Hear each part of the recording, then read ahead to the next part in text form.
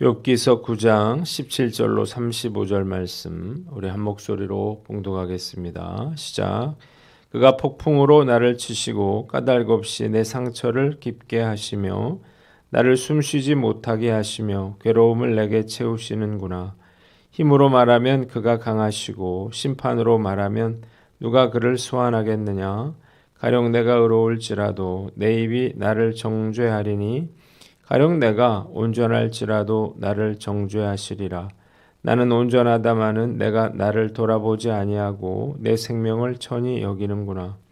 일이 다 같은 것이라. 그러므로 나는 말하기를 하나님이 온전한 자나 악한 자나 멸망시키신다 하나니. 갑자기 재난이 닥쳐 죽을지라도 무죄한 자의 절망도 그가 비웃으시리라. 세상이 악인의 손에 넘어갔고 재판관의 얼굴도 가려졌나니 그렇게 되게 하니가 그가 아니면 누구냐. 나의 날이 경주자보다 빨리 사라져 버리니 복을 볼 수 없구나. 그 지나가는 것이 빠른 배 같고 먹이에 날아내리는 독수리와도 같구나. 가령 내가 말하기를 내 불평을 잊고 얼굴빛을 고쳐 즐거운 모양을 하자 할지라도 내 모든 고통을 두려워하오니 주께서 나를 죄 없다고 여기지 않으실 줄을 아나이다. 내가 정죄하심을 당할진대 어찌 헛되이 수고하리이까. 내가 눈 녹은 물로 몸을 씻고 잿물로 손을 깨끗하게 할지라도 주께서 나를 개천에 빠지게 하시리니 내 옷이라도 나를 싫어하리이다. 하나님은 나처럼 사람이 아니신즉 내가 그에게 대답할 수 없으며 함께 들어가 재판을 할 수도 없고 우리 사이에 손을 얹을 판결자도 없구나. 주께서 그의 막대기를 내게서 떠나게 하시고 그의 위엄이 나를 두렵게 하지 아니하시기를 원하노라. 그리하시면 내가 두려움 없이 말하리라. 나는 본래 그렇게 할 수 있는 자가 아니니라. 아멘. 오늘은 욥기서 9장 말씀을 가지고 나는 온전하다마는 이라고 하는 제목으로 묵상 나눔하도록 하겠습니다. 자, 오늘 본문 세 부분으로 나눠서 생각해 봅니다. 먼저 17절로 21절인데 18절을 봅니다. 한번 따라해 봅시다. 나를 숨쉬지 못하게 하시며 괴로움을 내게 채우시는구나. 오늘 본문에 욥은 하나님께서 폭풍으로 그를 치시고 상처를 깊게 하시고 숨쉬지 못하게 하시고 괴로움으로 채우신다 이렇게 말하고 있습니다. 그러나 그는 하나님을 상대로 힘으로 겨룬들 이길 수 없고 재판에 붙인다 한들 하나님을 법정에 세울 수 없다는 사실을 깨닫습니다. 바로 하나님이 이 법정의 판단자이시기 때문입니다.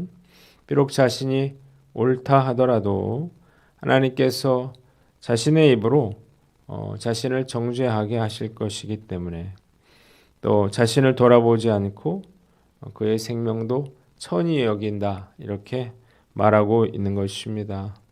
한번 따라해 봅시다. 주권자이신 하나님께 따지라. 욥이 자신이 당하고 있는 이 고난이 하나님께서 주신 것이라 이렇게 말하는 것은 당연한 일이죠. 하나님께서 허락하시지 않았다면 이런 일들은 일어나지 않았을 것이기 때문입니다. 하나님께서 욥의 말대로 그를 직접적으로 치시고 상처를 깊게 하시고 숨도 쉬지 못하도록 만드신 것은 아니나 이런 상황에 처하도록 내버려 두시고 방관하셨기 때문입니다. 말씀 묵상하면서 이렇게 하나님께 따지고 변론하는 것이 축복이다 이런 생각을 하게 됩니다.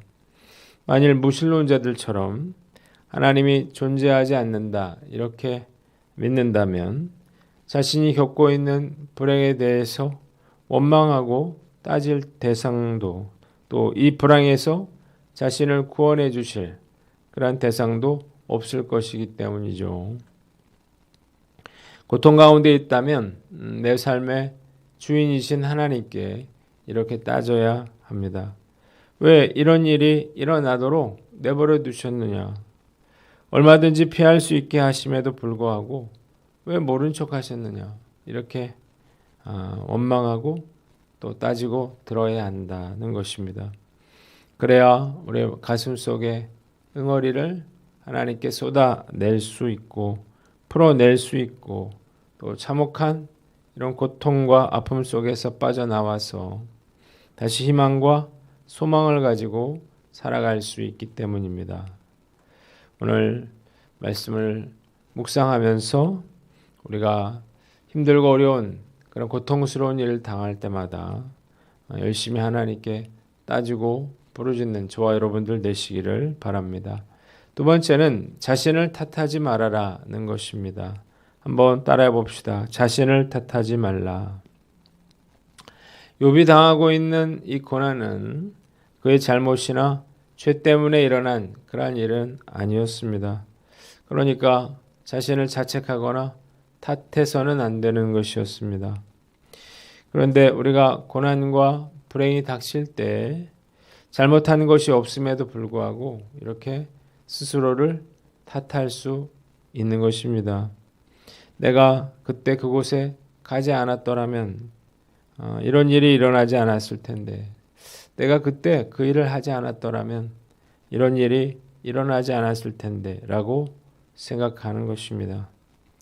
오늘 해석에 보면 죄에 대해서 민감한 것은 좋지만 지나치게 자신을 탓하는 것은 나를 죄책감 속에 가두려는 사단의 술수일 수 있다, 이렇게 되어 있는데 맞는 말이죠. 이런 일이 일어나는 것은 다 네 죄 때문이다, 이렇게 말하는 사단의 말에 속지 말아야 합니다. 자신을 객관적이고 냉철하게 살펴보고 이 일이 내 죄로 인해서 일어난 일이 아니라는 사실을 알았다면 우리 마음속에 들려오는 이런 사단의 음성을 예수님의 이름으로 물리쳐야 하는 것입니다. 모든 일이 내 죄 때문에 일어나는 것은 아니에요. 나를 연단하기 위해서 주시는 그러한 고난일 수도 있고 우리가 인생을 살아가면서 당연히 겪을 수밖에 없는 그런 생로병사의 과정일 수도 있는 것입니다. 목사로서 자책할 일이 참 많아요. 성도들에게 일어난 그런 어려운 일들, 불행한 일들이 다 나 때문이라 이렇게 스스로 자책할 수 있는 거죠. 그러나 이런 생각은 사단이 주는 생각일 것입니다. 오늘 나는 어떤가 한번 살펴보고 이런 사단의 음성에 속지 않고 쓸데없이 스스로를 자책하지 않는 저와 여러분들 되시기를 주님의 이름으로 축원합니다. 두 번째 본문은 22절로 24절 말씀인데 22절을 봅니다. 한번 따라해 봅시다. 나는 말하기를 하나님이 온전한 자나 악한 자나 멸망시키신다 하나니. 욥은 자신에게 불어닥친 이러한 가혹한 고난으로 인해서 하나님께서 온전한 자나 악한 자나 다 한 가지로 심판하신다, 이렇게 말하고 있습니다. 죄 없는 자신이 악한 자들과 똑같이 하나님의 징계를 받고 있기 때문입니다. 하나님의 절대적인 의로우심에 비추어 본다면 모두가 죄인이죠. 그래서 의인과 악인의 차이가 없고 어차피 하나님께서 보실 때 모든 사람은 다 심판받을 죄인에 불과한 것이 아니냐, 이렇게 말하고 있는 것입니다. 욥에게 있어서 하나님은 무죄한 자가 재난을 당해 절망하는 것을 보시고 비웃으시는 그러한 분이셨습니다. 또한 재판관의 눈이 가려져 제대로 판결하지 못하는 것을 볼 때 이 세상의 불의가 판치는 그 원인은 전적으로 하나님께 있다, 이렇게 항변하고 있는 것입니다. 한번 따라해 봅시다. 확대 해석하지 말라. 말씀을 묵상하면서 우리가 얼마든지 욥처럼 생각할 수 있겠다, 이런 생각이 듭니다. 우리가 살고 있는 세상에는 의로운 자가 고난을 받고 악한 자가 형통한 경우를 우리가 쉽게 살펴볼 수 있기 때문이에요. 특히 자신에게 욥과 같이 이해할 수 없는 그러한 불행한 일이 일어났다면 하나님께서 공의로운 분이다 라고 하는 사실을 믿기가 어려울 것입니다. 자, 이런 일들이 비록 일어나고 있더라도 그렇다면 인간이 의롭게 살아간다는 것이 도대체 무슨 의미가 있는 것인가? 인간이 의롭게 살려고 애쓸 필요가 무엇인가? 이런 식으로 우리가 확대 해석해서 생각해서는 안 된다는 거예요. 왜냐하면 그것은 사실이 아니기 때문입니다. 제가 지금까지 목회를 열심히 해 왔는데 안타깝게도 목회가 점점 힘들어지는 것 같아요. 아무리 노력해도 제자리에 머물러 있는 것 같은 그런 냉정한 현실 속에서 예전에 제가 하나님께 기도할 때 울면서 이렇게 따졌어요. 하나님, 열심히 노력한 것과 그렇지 않은 것이 어떻게 똑같을 수 있습니까? 그러자 하나님이 딱 한마디를 해주셨는데 그것은 같지 않다라고 하는 그런 말씀이었습니다. 이 말씀을 듣고 얼마나 울었는지 몰라요. 믿음의 사람들에게 예고 없는 그런 불행이 닥치는 것을 보는 것은 정말 고통스러운 일입니다. 이유 없이 고통당하는 분들에게 하나님이 선하시고 기도에 응답하시는 분이라 이렇게 하나님을 변호하는 일은 결코 쉽지가 않습니다. 그러나 저는 의인의 삶과 악인의 삶이 결코 같지 않다라고 저는 믿고 있습니다. 우리가 과정은 비슷해 보일 수 있어요. 그러나 끝까지 가면 결국 차이가 날 것이기 때문이에요. 욥의 마지막이 이를 증명하고 있습니다.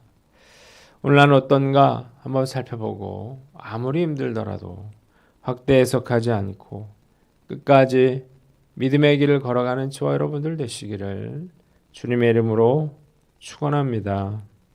마지막으로 25절로 35절인데 33절을 봅니다. 한번 따라해 봅시다. 우리 사이에 손을 얹을 판결자도 없구나. 욥은 자신의 인생이 경주자와 갈대배와 먹이를 노리고 날아 내려오는 독수리처럼 빠르다. 그렇게 말하고 있습니다. 세월이 너무나 짧고 빠르게 지나가기 때문에 자신의 의로움을 입증하지 못한 채 생을 마칠 수 있다라고 하는 그러한 위기감을 느끼고 있는 것입니다. 욥은 자신이 아무리 애써서 즐거운 모습을 보이려고 해도 아무리 깨끗하게 몸을 씻고 손을 깨끗하게 닦아도 하나님은 자신을 정죄하기로 작정하셨다. 이렇게 말하고 있습니다. 그렇다면 자신이 무엇 때문에 이렇게 자신의 무죄함을 증명하기 위해 헛된 수고를 해야 되느냐는 거예요. 그는 하나님과 자신을 중재하고 판결해 줄 리가 없음을 한탄하고 있습니다. 한번 따라해 봅시다. 예수님의 도우심을 구하라. 욥이 진정으로 갈망하고 필요로 했던 중보자가 우리에게는 있습니다. 바로 예수님이죠. 예수님은 디모데전서 2장 5절에 보면 하나님과 우리 사이에 중보자가 되시고 로마서 8장 34절에 지금도 하나님의 보좌 우편에서 우리를 위하여 간구하고 계신다. 이렇게 기록되어 있습니다. 저는 힘들고 어려울 때마다 괴로울 때마다 예수님의 십자가를 묵상합니다. 예수님께서 얼마나 수치스럽고 얼마나 고통스럽고 얼마나 외로우셨을까를 생각하면 정말 몸둘 바를 모르겠어요. 그러나 이 예수님의 십자가를 묵상하면 마음에 큰 위로를 받습니다. 그리고 이런 고통을 당하신 예수님께서 나의 아픔도 나의 괴로움도 이해해 주시리라고 생각이 들어요. 죽기까지 나를 사랑하시는 분이 나에게 무엇을 주시기에 아까워하실까요? 비록 매번 똑같은 잘못과 실수를 되풀이하지만 그래도 예수님은 나의 모든 죄를 용서해 주시리라 저는 확신하고 있습니다. 지금도 하나님의 보좌 우편에서 예수님께서 저를 위해서 이렇게 기도해 주시고 계시기에 제가 무너지지 않고 믿음의 길을 걸어올 수 있었습니다. 주님께서 저의 억울한 마음도 헤아려 주시리라 저는 믿고 있는 것입니다.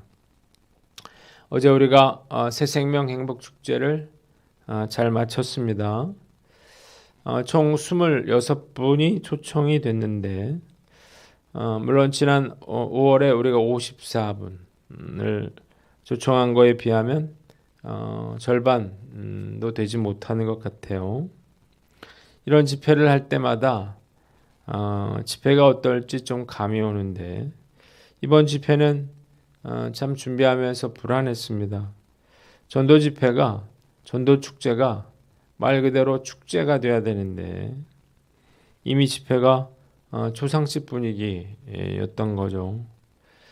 될 대로 되라는 그러한 심정으로 시작된 집회는 역시 좀 무거웠습니다.